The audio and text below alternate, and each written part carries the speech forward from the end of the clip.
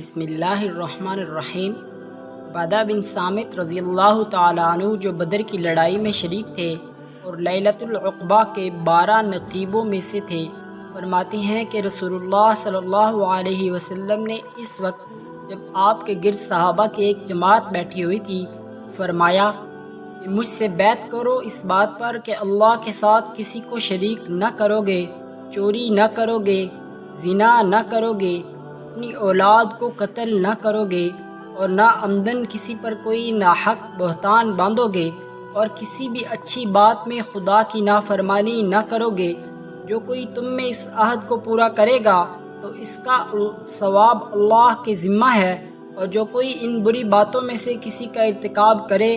اور اسے دنیا میں اسلامی قانون کے تحت سزا دے دی گئی تو یہ سزا اس کے گناہوں کے لیے بدلہ ہو جائے گی، اور جو کوئی ان میں سے کسی بات میں مبتلا ہو گیا